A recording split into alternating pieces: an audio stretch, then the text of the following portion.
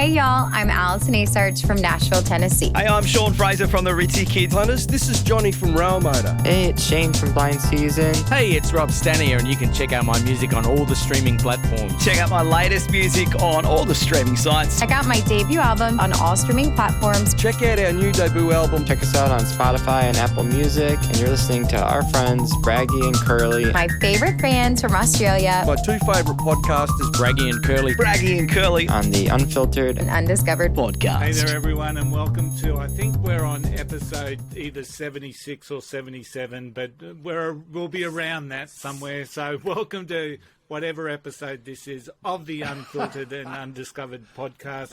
Mate, we have got a bit of a double banger happening here. We've got one of the greatest entertainment show people that I have seen for a long, long time. Joining us right from that beautiful little place, Agnes Water. Braggy, do you want to introduce our super special guest tonight? Special guest, an old mate of mine I've known for a long time, and tonight we're going to talk to him about his musical journey, because it's had a few little twists and turns, and it's Glen, who he doesn't answer to, Waxy Walker from Agnes Water. How's it going, mate? Hey boys, thanks for having me on. It's an absolute pleasure to be part of this show. I've watched a few, and long time viewer, first time interview. And Waxy, I told you to your face, but that when I saw you at Agnes Water, mate, you were just a born entertainer. You just exude so much energy up on stage. That big fucking smile that you've got, the way that you just generate love and energy out of your music is just magnificent. So thank you for joining us tonight, mate. Mate, that's very lovely of you to say. Thank you very much. Yeah. All righty. So I thought we might start, Curly, obviously start at the beginning. And it's funny that we just had country on, because I'm going to ask Waxy what was the first sort of music he listened to, and I have a feeling it might be something that his dad listened to. So is that Engelbert, bloody you go on, Engelbert, Humperdinck. Dad, I remember Dad used to have obviously a whole heap of vinyl, and I would just grab the vinyl if no one was home, and I'd put them on, and all the words would be on the back, so I'd just sit there and sing along with them. And Engelbert Humperdinck was always on his playlist. The Little River Band, their first album, was always on his playlist. Oh, he that's had some pretty stuff. He had some absolute rubbish that I wouldn't listen to as well. But so he didn't. I know a lot of guys, my dad included, from that era would have had a bit of Slim Dusty. Did he have some of that? Yeah. No, I couldn't cope with that. No, I could. I think that's the reason why a lot of Australians just go, no, country, no. Yeah, because that's how... Yeah. I'll blame Slim and Chad Morgan. As I'm talking to you guys, I can hear my wife in the background. She's not here. She's in Brisbane, but I can hear her saying to me, stop butting in on them. You're butting in on them, Glenn. Don't butt in on them. So I've got to learn not to butt in. You're doing well, but I've got really actually quite fond memories of Slim Dusty. I mean, of my dad driving in New South Wales country, listening to songs like "Lights on the Hill." So yeah, and even now when I listen to them, I still get some, the old tears well up, because it's just got so many fond memories. It's more of a dad memory, I guess, than a love for the music. So. No, I was just going to say I get that as well. I remember, every time I'd listen to Slim Dusty, it would always remind me of Dad. Yeah.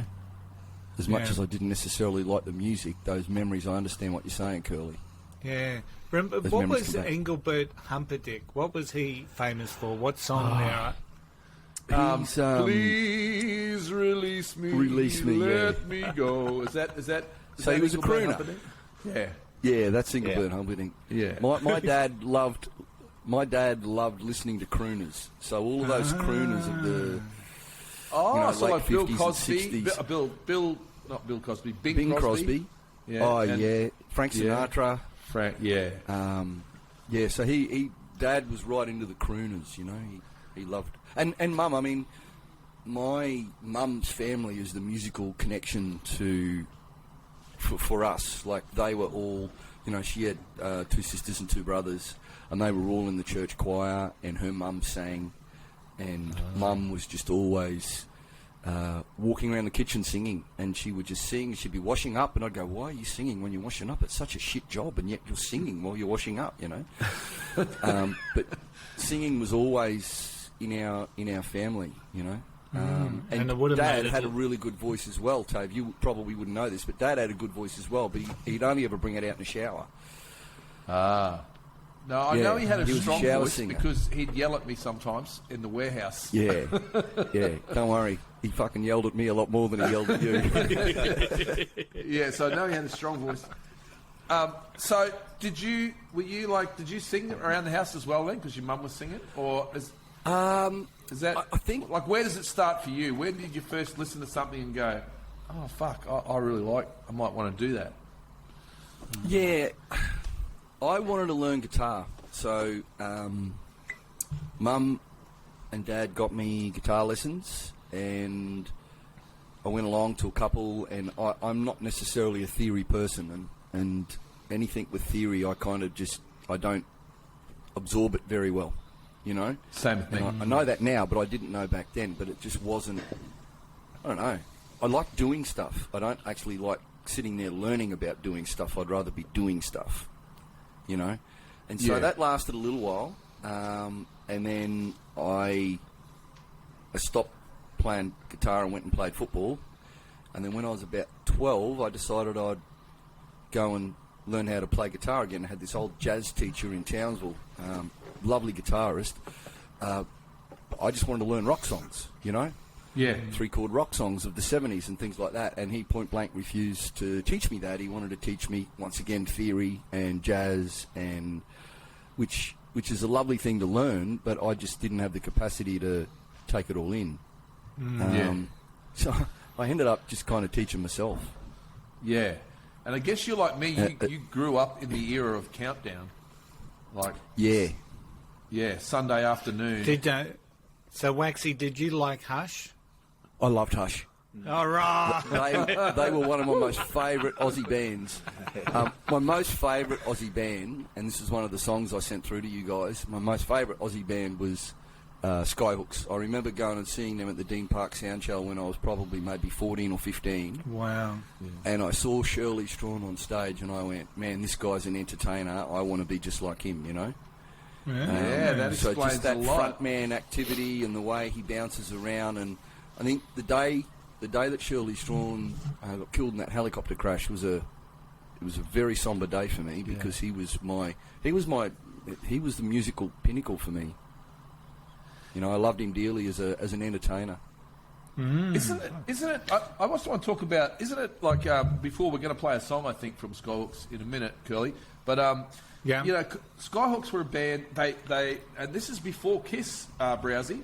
So this is early 70s, before Kiss came out. They had they were dressed up. Yeah, so they were all dressed up. It was like almost like a stage show. And Australia had a lot of that going on. I mean, we had them. We had Captain Matchbox. You know, it was kind of did it. Supernaut. Who was the band that sang Baked Beans? Mother Goose. Mother Goose. Goose. And then obviously a little bit later on, Split Ends. Jimmy and the Boys. Jimmy and the Boys Tism. did the same thing. Yeah. And Tism. Yeah, Tism.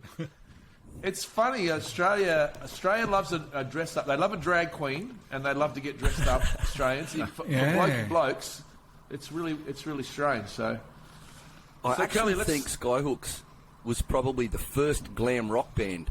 I think they started it. You know, they were doing that in the 70s. I don't know. I could be wrong. There's probably other glam rock bands around. Well, they the credit world, it to but T-Rex. They say T-Rex is one of the first glam rock bands. New York, is it the New York Dolls? They were sort of considered a bit of a glam band as well. Yeah, they're kind of punky though. But maybe in Australia, Skyhooks were the ones that were sort of pushing the envelope, weren't they? So yeah, sure and they were. wrote about Australian stuff as well. One of the first bands to remember to sing about Lygon Street or Carlton or and Baldwin Calling and Why Don't You All Get Fucked? That's such a great song. Yeah, and self-masturbation under twisties. That's right. That's right. Smart. Right. Like, fuck me.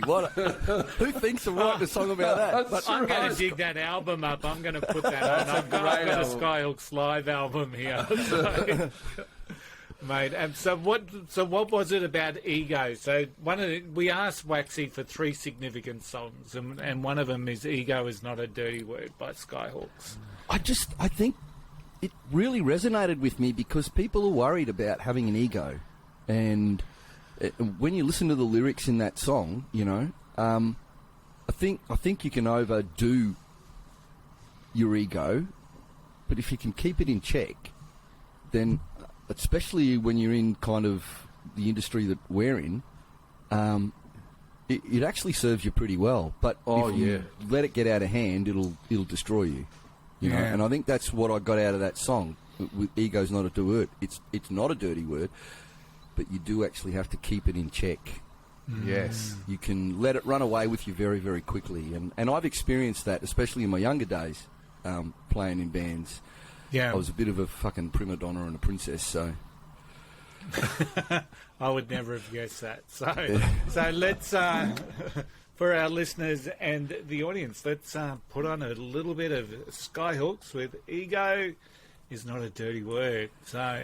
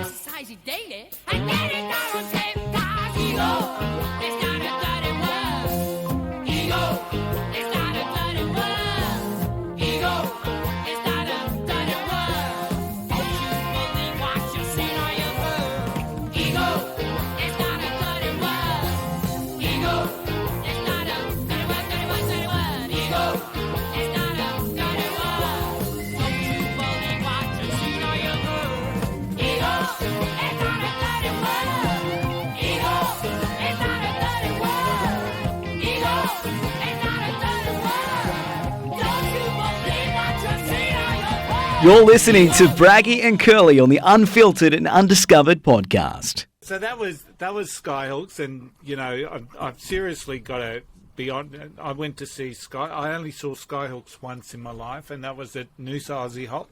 Yeah. And they were the band that they'd sort of just reformed. This was early '80s, and they'd only just reformed, and they were sort of the band that everyone was going to see at Aussie Hop, and there was a huge day festival, but there was a big delay after I'm sure it was Rose Tattoo had played, and there was this huge delay, and everyone's sort of saying, what's going on? Because the last 2 bands were Midnight Oil and Skyhawks, and they were fighting over who was going to be the last band. So that was the delay. So, yeah, Ego's They not should a have listened to dirty their word. song. They should have listened to their song. Hey, Ego's Yeah. not a dirty word. Well, Doesn't matter where you Skyhawks play. were Midnight Oil headline. They finished the night. So Yeah. So I think Pete's Ego won. So Yeah. So how did you guys get to know each other? Oh, this is You go, Wax. you go, It's your mate. interview. No, I was just going to Well- say. My next question was going to be: tell us about getting into bands. You know, after you've learned the guitar, you've told the guitar teacher, "No, I don't want to learn fucking jazz. I want to play rock I and don't roll." want to learn What happens theory. What happens after that?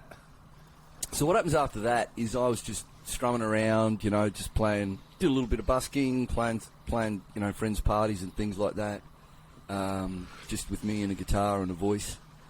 And Tave actually started working for my dad, and I knew Tave, even though he's a couple of years younger than me, I knew him from his sporting prowess, and we were competing in touch football teams and things like that.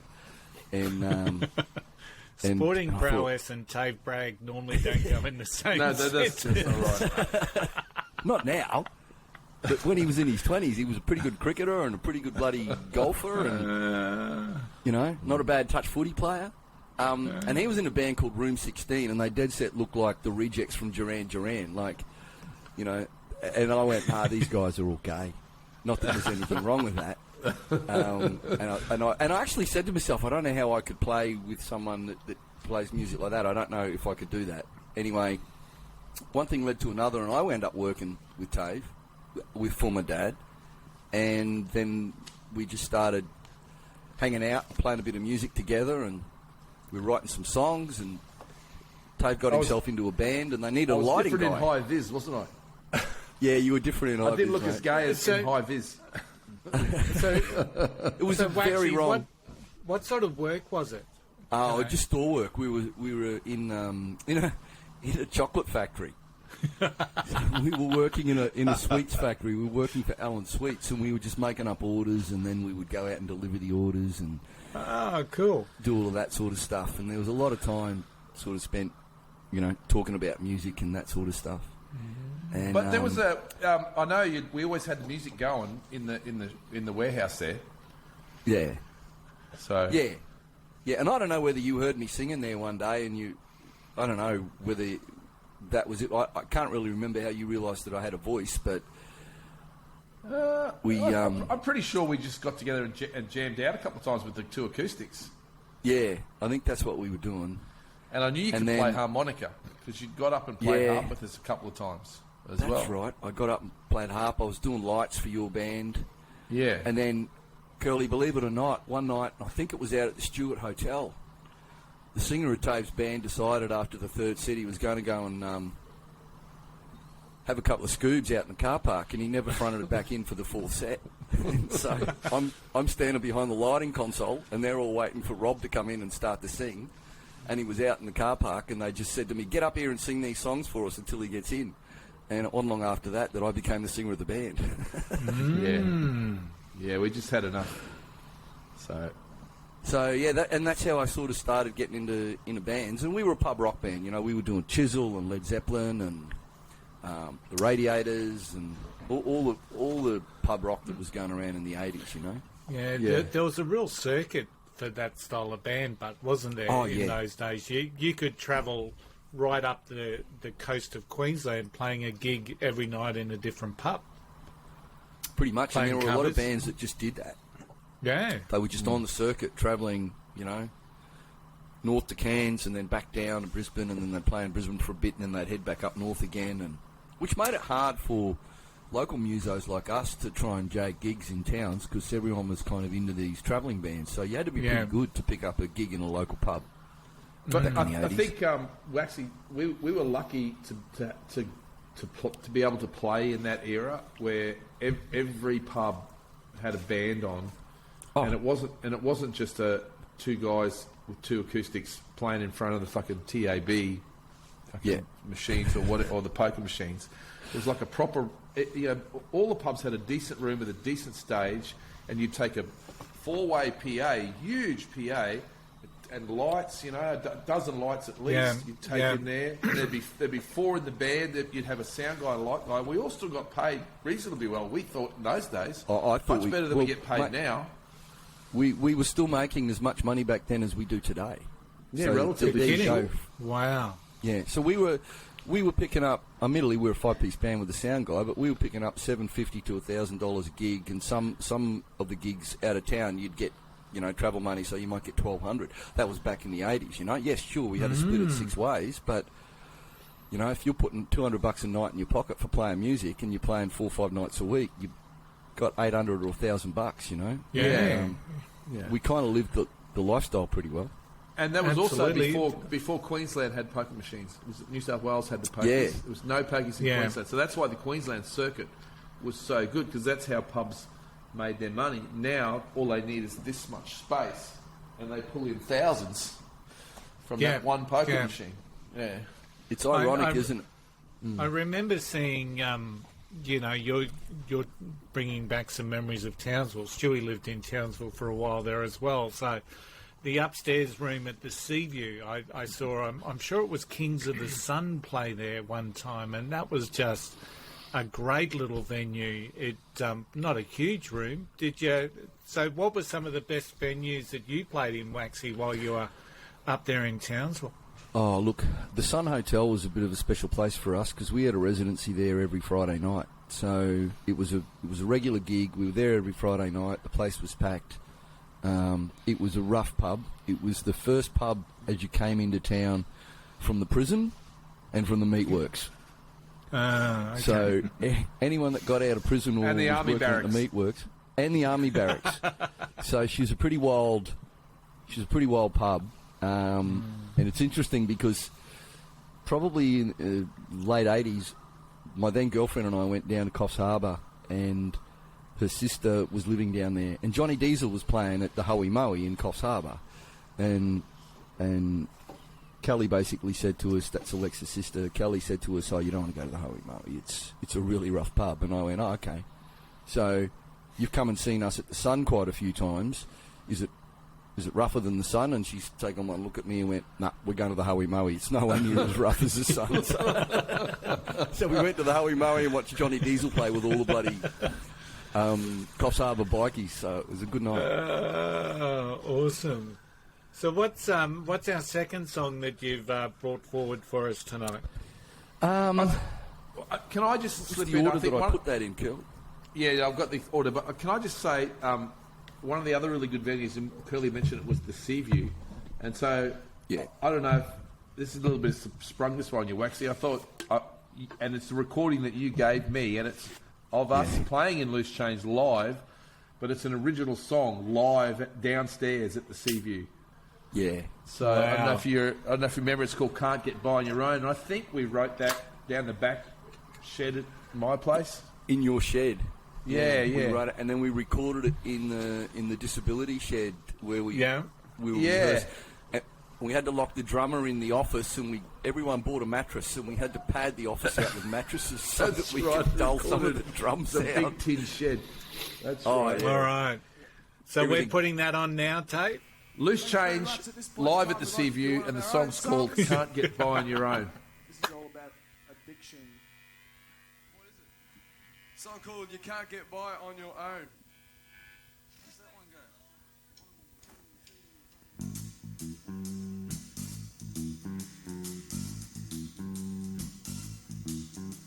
I want you to go, I want you to go, I want you to see, I want you to see me, I want you to hear, I want you to hear me, I want you to know you can't get by your own.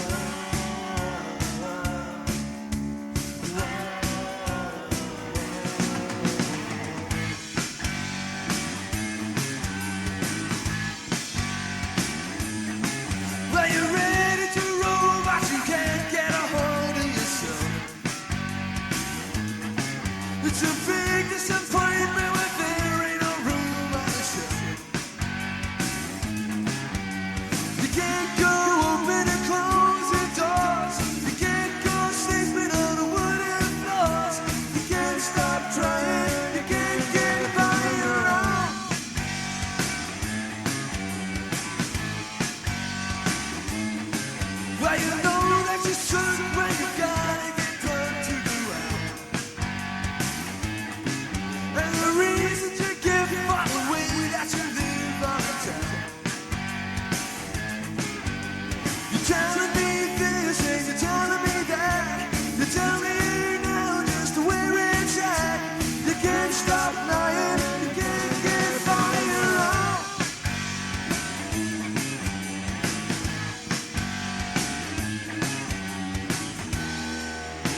Sitting at home and I'm wondering what has happened to us.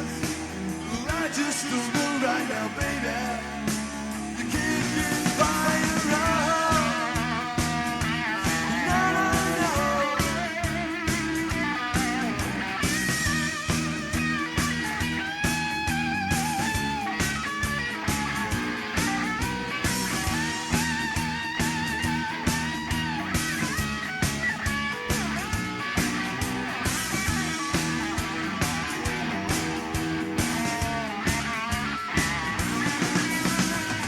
I want you to know I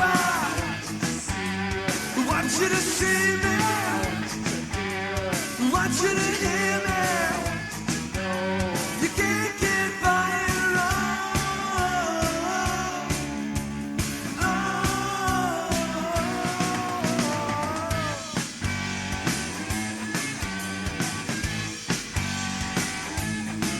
Well, you're ready to roll, but you can't get a hold in yourself.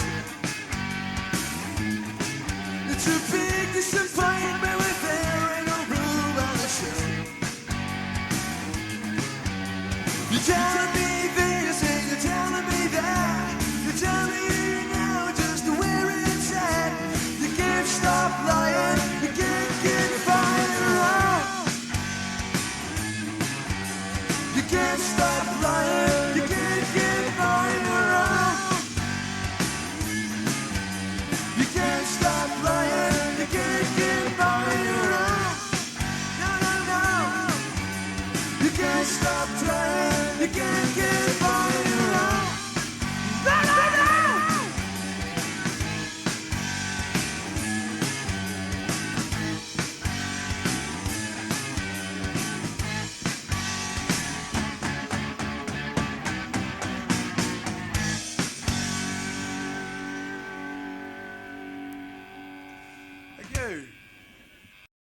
Yeah. All right. 1987. Yeah, 1987. That's a beauty. That's a beauty. All right. Mate, that song actually still runs around in my head from time Yeah? to time. Yeah, yeah. I still and even my sister, she was a big supporter of ours when we were playing in Townsville, and even now she'll just start singing the chorus line Oh, of truly. that song. So it's Tobe and I also wrote another song called 2 Day Trip, but neither of us can find out any of the lyrics. I don't or- even remember how that goes. Yeah, I don't remember how it goes, but it was about a surf trip when I was coming down to Agnes from Townsville for a surf trip, and we Yeah. just sat down and wrote that in the shed. But yeah, you can't get by on your own. It's like when you write music, you think it's the best music ever written, you know? Yeah. Yeah. And then you go out there and you try and promote it to other people, and they just look at you like you got two heads. That's the part of this whole industry that I really don't like. Yeah. Just having to promote myself. Yeah, I can. I understand exactly how you feel with that, and that was where your love affair with Agnes started to kick in, because you were living in Townsville, travelling to Agnes over the weekend to get a surf in. So we're Yeah. talking what's that? 10 hours? Oh yeah, not every weekend. It was only when the cyclone season was on. But Yeah. it was a 10-hour one-way trip. Well, back then it was 12 because it was all heavily corrugated road between Miriam Vale and Agnes, and it was it's 64 kilometres, and it'd take you 2.5 hours. Wow. That's how rough the roads were. Yeah. We Yeah. were worried our beer would be flat every time we came in here, but it wasn't. It's rock and roll. All right, so now that we've got the Waxy music out of the way, what's the next one we're going to talk about? Before we do that, can I just tell you about, there was one trip where I came down and I wasn't in Loose Change had kind of just recently split up, and I'd started a new band with the guitarist and a different drummer and a different bass player. Yeah. And the surf was up down here, so me and my mates jumped in my mate Rob's ute, and we bolted down here, and we were going to have 2 weeks of cyclone swell. And at the end of the first week, someone had got a message to me saying, hey, we've just picked up our first gig, you need to come home. So I booked myself on a bus. So the boys drove me out to the Miriam Vale Hotel, and there was a bit of time waiting for the bus to turn up. So I bought a ticket to meat tray, and I won this fucking meat tray, and I had to give it to the other two guys. It was a massive meat tray, and they came home and they ate all of my free meat for the next week while they were here. I didn't get any of it because I had to leave it with them because I was jumping on a bus to come home to Townsville to play a gig. So Always so generous, Waxy. Always. I didn't have a choice, mate. Yeah, so Shooting Star, Bad Company. What is it about this song? Shooting Star Bad Company, once again, you listen to the lyrics, and I am a massive Paul Rodgers fan. I think this guy has probably got one of the best rock and roll voices, ever to go around. And there are other guys. I think Chris Cornell, he had one of the best rock and roll voices as well, but in a different kind of rock and roll. He was more, grunge, and they both got great control and great range. But if you listen to the lyrics of Shooting Star, it's about someone's journey getting into the music industry and then eventually being spat out and dying because of excess, you know what I mean? And living that rock and roll life. And we've lost so many great artists, way too young, to be honest. And Shooting Star was one of the things that really resonated with me, that song. And it's a beautifully written song, and the lyrics in it are just wonderful, and excellent. Yeah, so Excellent. that's why Shooting Star is really important to me, that song. Well, I've got to be honest, I've not really been... Obviously, Stewie's a... Stewie's going to know it for sure. Awesome music. I'm not necessarily... This is going to be new to me. So here it is. This is Shooting Star by Bad Company. So...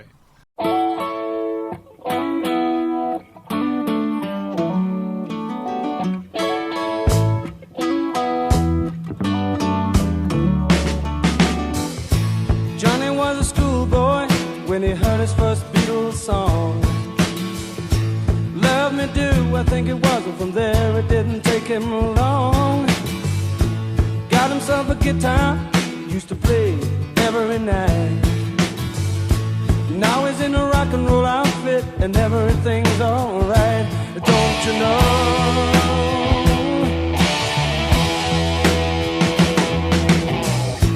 Johnny told his mama, hey mama, I'm going away. I'm gonna hit the big time, gonna be a big star someday. Yeah. Mama came to the door with a teardrop in her eye. Johnny said, don't cry, mama, smiled and waved goodbye. Don't you know? Yeah, yeah. Don't you know that you are a shooting star? Don't you know? Don't you know? Don't you know that you are a shooting star? And all the world will love you just as long as you are.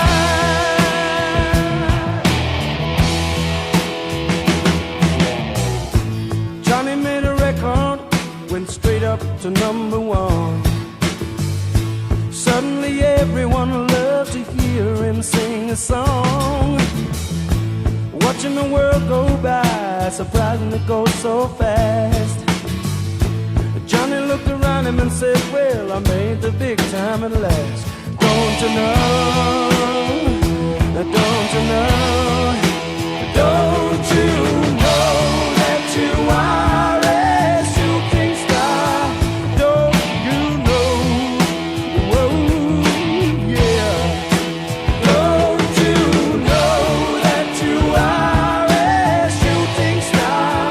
Yeah. And all the world will love you just as long as you are.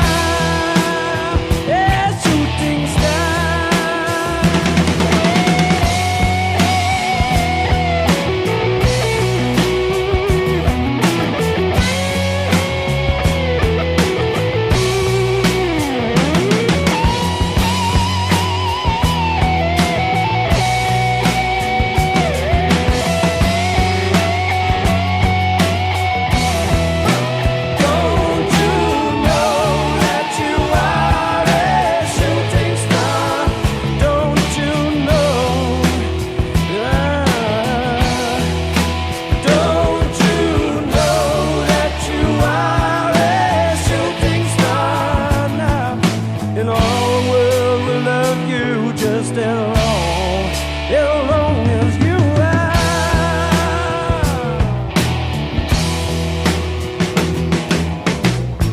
Johnny died one night, died in his bed. Bottle of whiskey, sleeping tablets by his head. Johnny's life passed him by like a warm summer day. If you listen to the wind, you can still hear him play.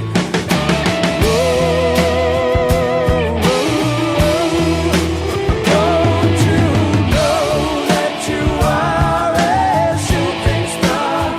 Don't you know? Don't you know? Don't you know that you are a shooting star? Don't you know? Don't you know that you are a shooting star?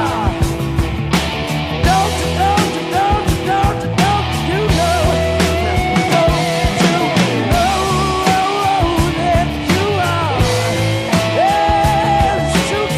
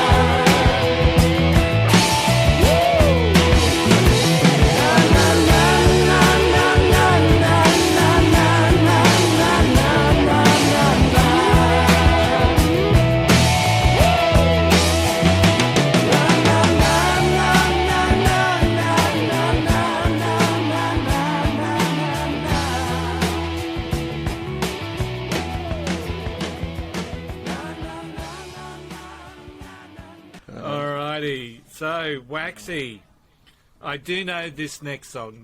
The last song you have given, I think everyone in the whole world knows. Yeah. So what was it about More Than a Feeling by Boston that is so significant for you? So, the first time I ever heard Boston was probably, I don't know, maybe early 80s. And I used to do a lot of camping, and obviously back in those days, you know, most of us had Sandman panel vans that were all decked out in the back, and I used to have a little bit of a scoob, and I'd put Boston on the cassette player, right? I'd just push play in the back of my panel van with what was then surround sound of the early 80s, and I would just be belting it out, and it just, I don't know, it just filled me with all of these wonderful endorphins, just the way the whole thing builds up, the way that the song's been structured. I think it's a beautiful piece of rock history, that song. Yeah, you know the story about that song. I don't know if you can see me, but yeah, exactly. That's what I thought. We're fine here in the north. The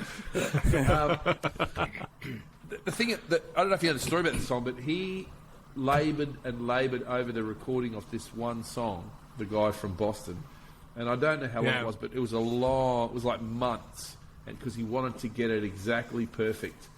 And if you listen to it, it is pretty much perfect. Especially if you listen to it with headphones on or surround sound in the back of your Sandman. Yeah. And then there's that. It just culminates in that one note where he goes high, and you think, "Wow, he can't go any higher." And then he takes it up again, Waxy. Yeah. And it's got wow, that is a vocal and a half. Talk about a vocalist with, you know, really good pitch and control and range. Yeah. He was pretty phenomenal. And you're right. I think that was one of the things that really I warmed to that song was its perfection. Like, there was not a note out of place. Everything, the timing was spot on. Everything was just brilliantly done, you know. Yeah. So and it was just a lovely piece of music to sit down and listen to when you were stoned. Like most is. And- Yeah, 100%. So when we play this one, Curly, everyone's got to listen to the, I don't know which chorus it is. I think it's the last chorus when he goes to the note and you think you can't go any higher and he just takes it up again. Yeah. All right. So Yeah, it's pretty phenomenal. So this is Boston with More Than a Feeling. I think everyone's going to know it. So tune in and listen to those high notes. So.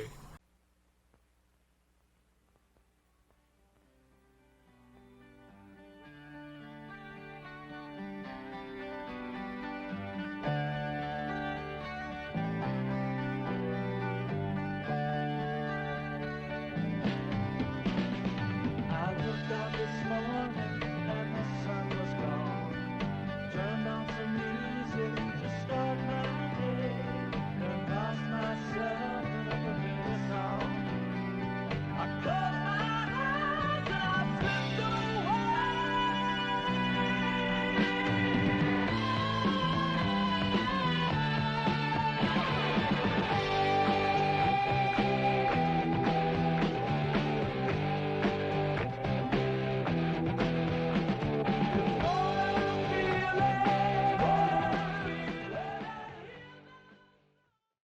All right, so Waxy, they were three significant songs. Yeah.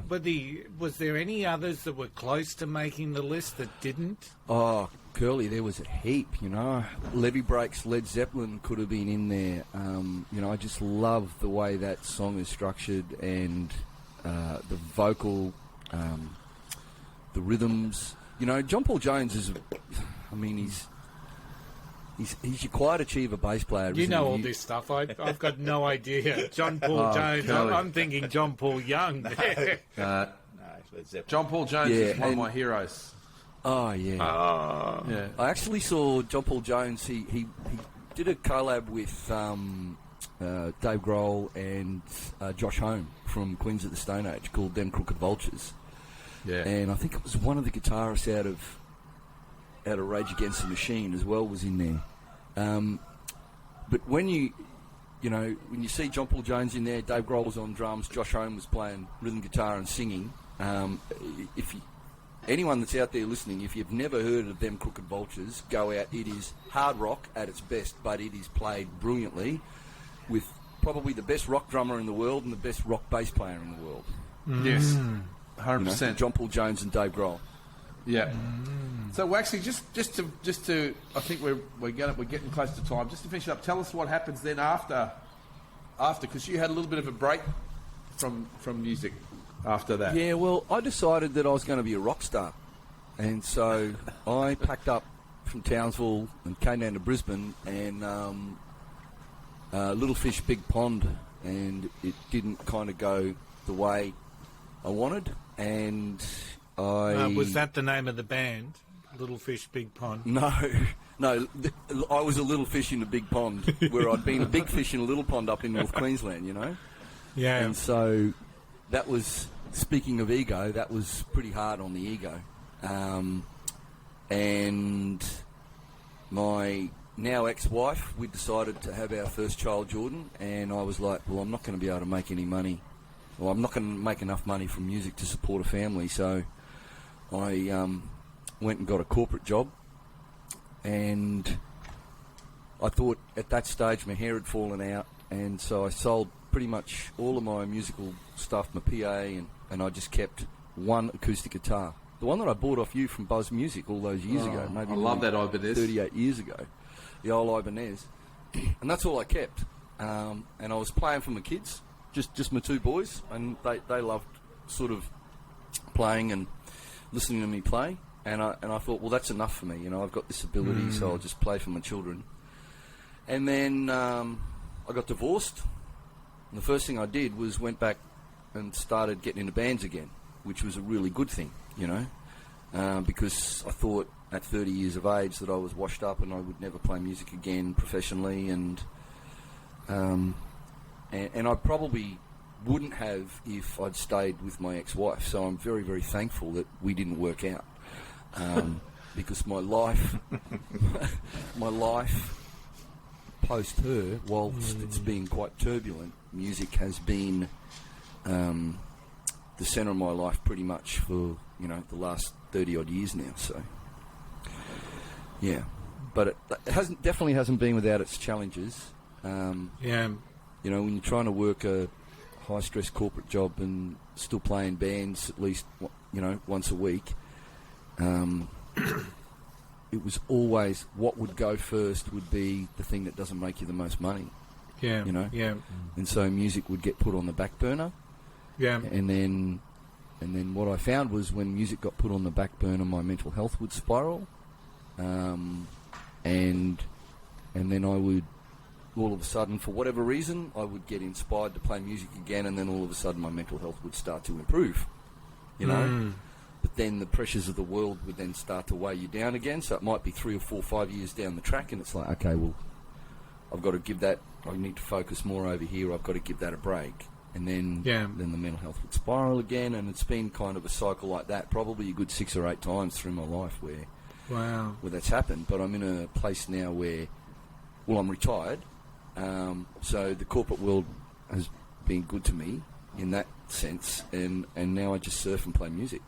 So, and we're back to Agnes Water, and we're back to it's like Agnes. it's a full circle, Wax.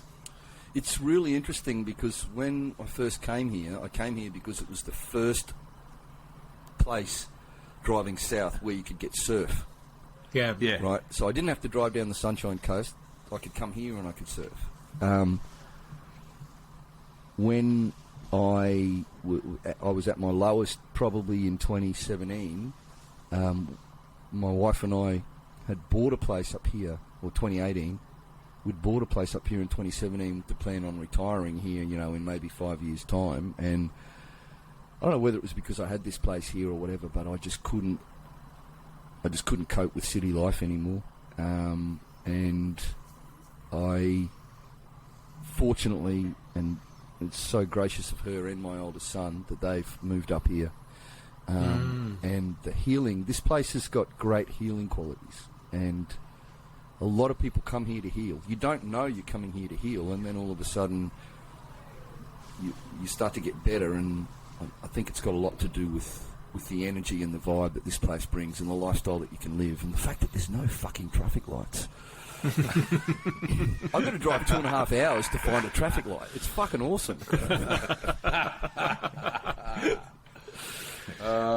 It's so good. It's certainly a lovely spot, mate. And which brings me to my next question about the Crooked Halos. Tell us about what you're doing now.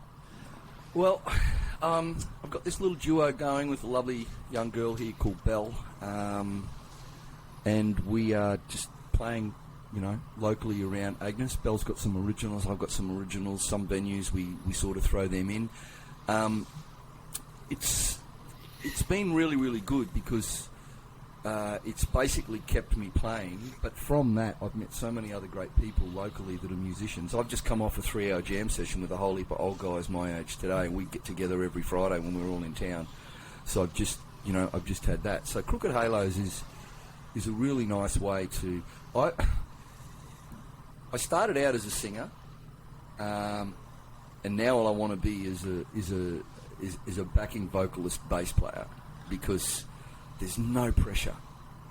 You know, you can just sit down the back in a little dark part of the stage and just chime in with a harmony here and a harmony there and just keep playing your bass, and that'll do me. I don't want the limelight anymore. I'm more than happy to be sitting down the back in the dark, in a little dark corner of the stage where people can't see me, but they could just hear me.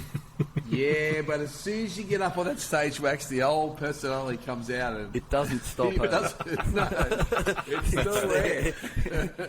From what I see, I saw that night at Cody's, it was Waxy's show. It was Waxy was organising the people, who's coming on, who's coming off, you get on, and then centre stage was firmly the entertainer. And I was just about to make a comment there about that ego certainly obviously being put in the back pocket if you're happy now just to be in the back and chime in. I'm really happy. I mean, I've had a great opportunity. You know, when I left Townsville, I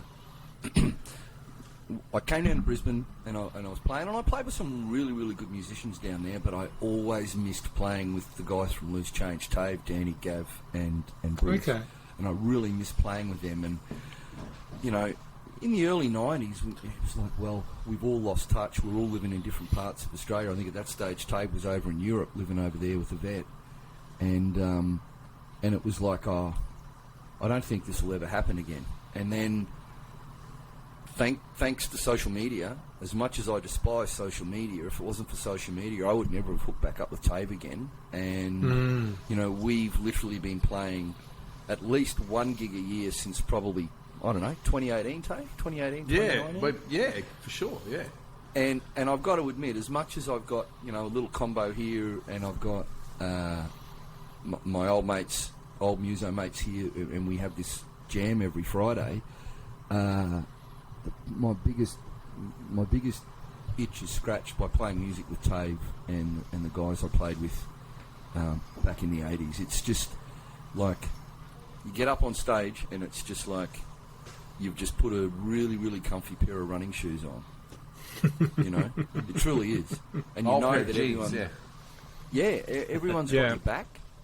And we can not play a note together for years, and then we get in, and all of a sudden it just all sort of starts to come back. And they're the connections that I'm really glad we've been able to rekindle. You know, there's been some special moments, some really special moments. You can certainly see that energy when you guys are on stage, and it's very special also that you've got such a close relationship with Johnny Railmotor, and that you were part of that whole project. Oh, yeah. Because the Railmotor album, and Stewie loves it, so is just so good. And that Sweet Agnes song, mate, that's just magnificent. So yeah, it's a beautiful song. I've actually sent it off to the Deputy Mayor of Gladstone Regional Council, who's also a muso, but he's also a fucking politician, so I won't hear a thing from him because there's nothing in it for him.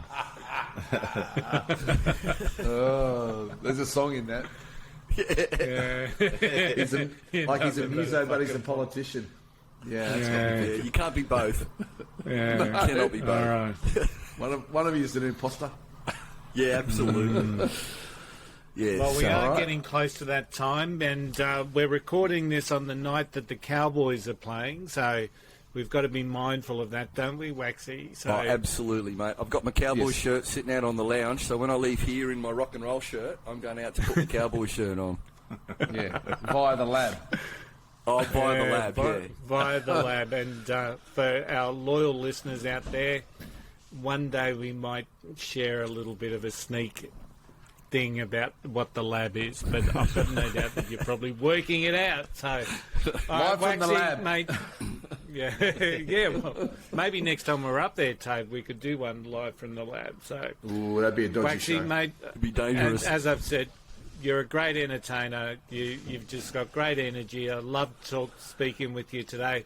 Braggy, is there anything else that I've missed that we should talk to Waxy about? No, I don't think so, mate. I think that we've covered that. I really liked that. I liked all the songs, and it's good to hear the old List Change play again, hear the crowd at the Seaview. Go the Cowboys. I still remember that night. Yeah. Go the Cowboys. So hopefully we can get them up now. Yeah. Well, the Redlegs, so when this comes out, we'll actually know who... Actually, when this episode comes out, we'll have known who's won the grand final. We'll probably won both codes. We'll probably know who's won Bathurst as well. So, well done to the winning team. So, good stuff. Absolutely. Once again, thanks, Waxy. For everyone else, wherever you're listening, like, subscribe. We're on Facebook, TikTok, Instagram, YouTube. We all hate that social media, but we've got to be there. And, we'll see you... Well, I'm not quite sure when you will see us next. I'll be in London as of 3 days' time, so running a marathon like all stupid people do. So Couldn't you hire a car, Curly? Like, do you have to run around London? Couldn't you just hire a car? Yeah, I know. It's as I keep saying, it just gives Sharon and I another opportunity to yell at each other in a different situation. And Braggy, we finally got you back. So thank you, everyone. Now that I'm back, Kelly, can I just wish you and Sharon the best of luck over there as well? And worries. Yeah, hopefully you get to see some good bands while you're there, and I just think it's great what you two do. It's awesome. It's the funny thing at the moment with London is that they've got a rail strike on the day of the marathon, so everyone that was aiming to get into I think it's Greenwich we start the run from. Right. And of course the trains now aren't running, so they've got all these train stations around where we start, and there's 40,000 people that are going to be running the race. So, yeah, Lizzie dies and it all goes to pot. Yeah, exactly. Absolutely. Anyway, thank you all. We will see you all again whenever our next episode pops out. I'm sure it will be next Monday. So, thanks, Waxy. Love you, mate. Thank you so much for having me, guys. Love you all. Cheers. Thanks for sitting around, Stewie. No worries at all. Hey punters, this is Johnny from Railmotor. Check out our new debut album on all the streaming services and Apple Music and iTunes. I'm listening to my two favourite podcasters, Braggy and Curly, on Unfiltered and Undiscovered.